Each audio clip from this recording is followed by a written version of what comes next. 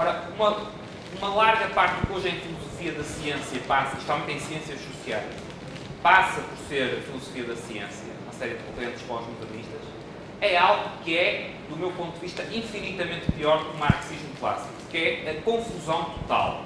Portanto, é você achar que é... Agora estou a caricaturar um pouco, e há pessoas muito inteligentes aí, portanto eu não estou... Mas é a minha impressão. É achar que é o que... Whatever it feels goes. É uma série de... É quase você nem pensar, nem se dar ao trabalho, é negar que há causas, é negar que há... é negar que nós podemos saber alguma coisa, ou pelo menos a implicação da aceitação de muitos desses pressupostos. É isso, e portanto eu diria que a margem de manobra hoje, infelizmente, em muitas áreas de filosofia da ciência para este tipo de discussão é muito limitada. E depois há uma coisa que é pior ainda, que é se você olhar, por exemplo, para a economia mainstream, neoclássica, tem algo que talvez seja pior que isto. É que ninguém quer saber de metodologia. Ninguém quer saber de metodologia. Portanto, quer dizer, isso vem uma coisa que vem desde Friedman, quer dizer, as pessoas adotam implicitamente um determinado método, isso vamos falar depois a seguir também, está relacionado com isso, adotam um determinado método, replicam metodologias sem, muitas vezes, eu acho que as pessoas não estão erradas, elas nem sequer pensam sobre os fundamentos epistemológicos do que estão fazendo. Portanto, é uma aplicação mecânica, a pessoa é ensinada desde o primeiro ano do curso de Economia que aquilo é ciência, e a pessoa nem pensa sobre aquilo.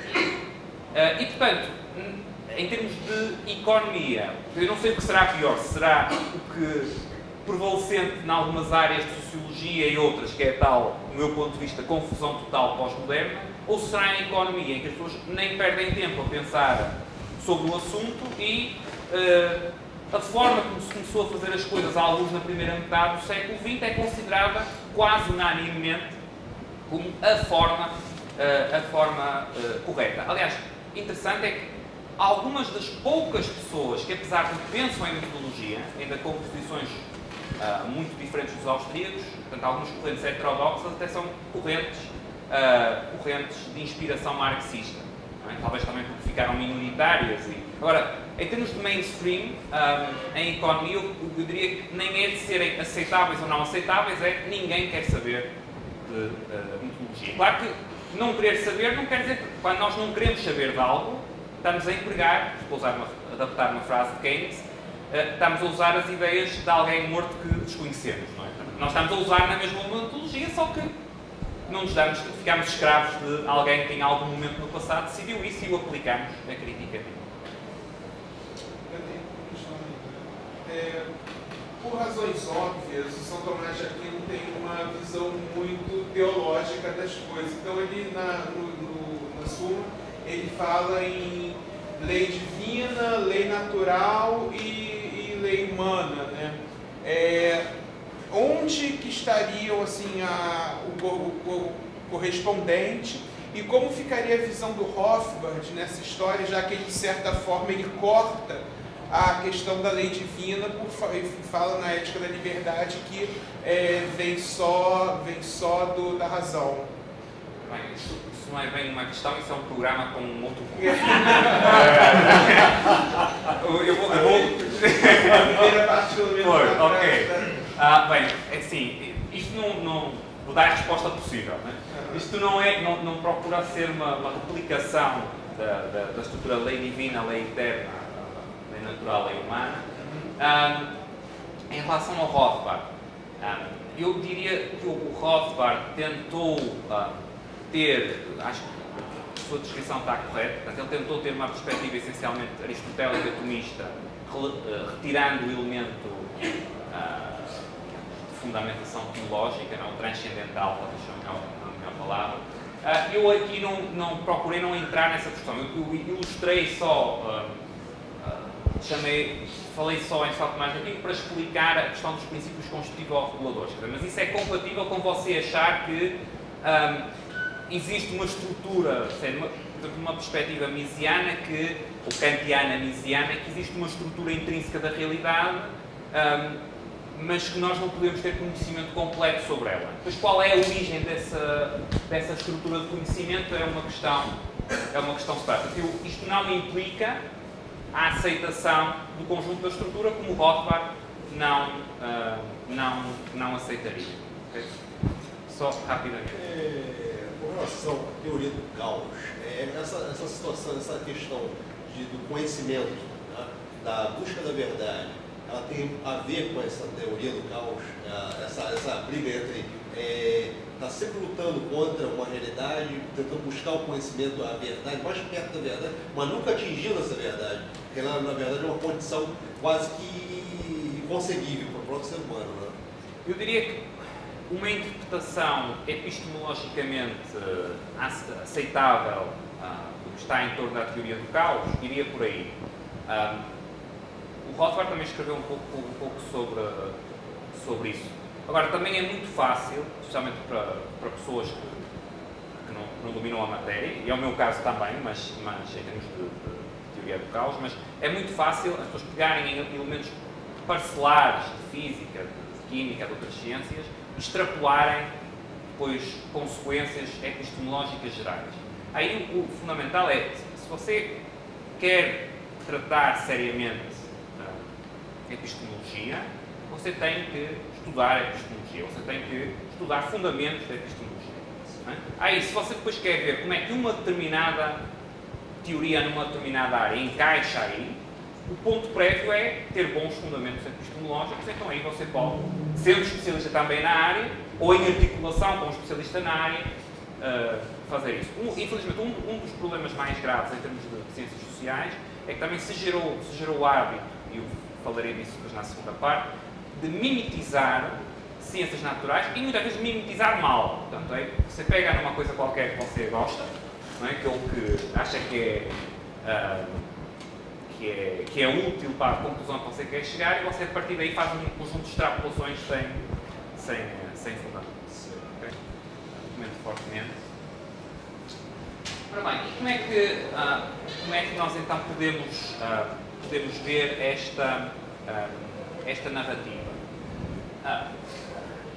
Para perceber de onde é que nasce os problemas na relação entre ciências sociais e ciências naturais, é importante nós recordarmos um pouco também o percurso das próprias ciências naturais modernas e contemporâneas.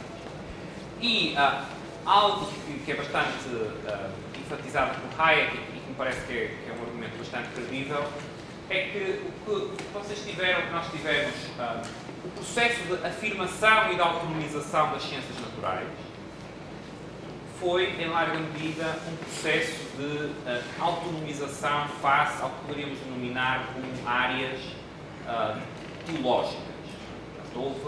Isso é verdade quer no Ocidente, isso é verdade também noutras civilizações. Há até teorias mais elaboradas que explicam a própria evolução diferencial de várias civilizações em função do que foi possibilitado, do que foi possível acomodar do ponto de vista do tratamento das ciências naturais, mas independentemente do grau de relevância que atribuímos a essas explicações, o que é possível ter um relativo consenso.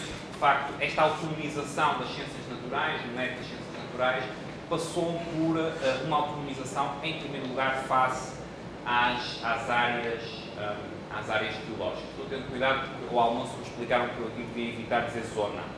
Dizer zona, portanto, estou dizendo áreas, estou sendo cuidadoso. Escapar uma zona, atenção, não é com a questão que vocês podem associar mais diretamente. Okay? Área.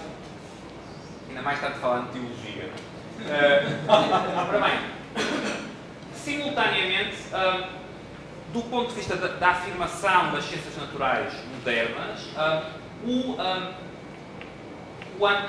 antropomorfismo e o animismo foram também barreiras importantes. Ou seja, a ideia de que, como o homem, ou à medida do homem, como as coisas pareciam à medida do homem, que seria essa toda a totalidade de explicação. Do perceber, do ir além disso. Do perceber que há que ter métodos que vão além só de um paradigma antropomórfico. Okay?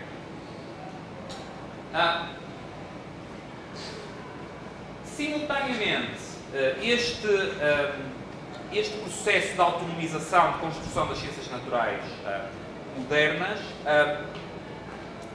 passa também por um esforço, e este talvez tenha sido um esforço mais complexo em termos da construção das ciências naturais, por razões psicológicas, de nós adquirir, nós seres humanos, adquirirmos a capacidade de reordenarmos e reclassificarmos as percepções sensoriais. Ou seja, o dar o passo mental por trás daquilo que nós vemos e que nós sentimos, que apalpamos, que nós cheiramos, que há coisas que estão além do que é diretamente inteligível ou perceptível.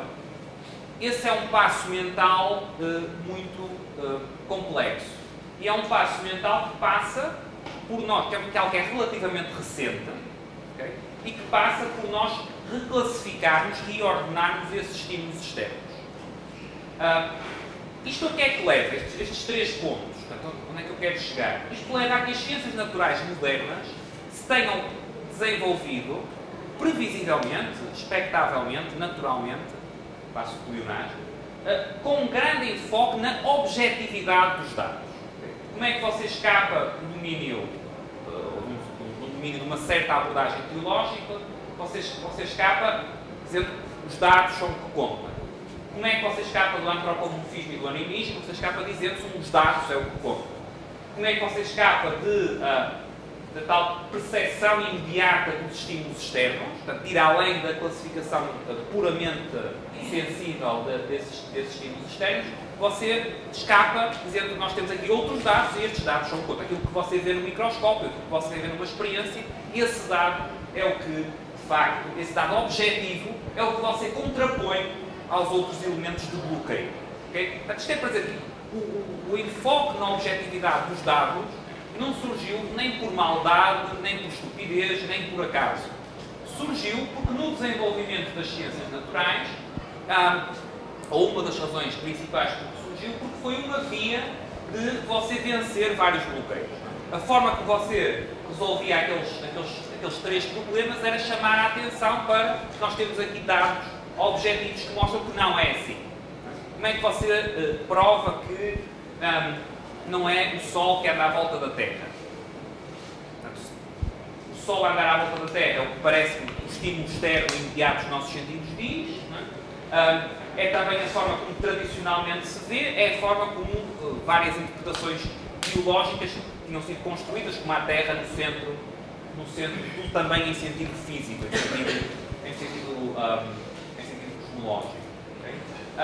Então, como é que você escapa disso? Você escapa arranjando métodos o mais possível objetivos de demonstrar que os dados dizem que afinal não é assim. Okay? Portanto, é natural que as coisas tenham ido, em termos de ciências naturais, para dados, experimentação. Okay?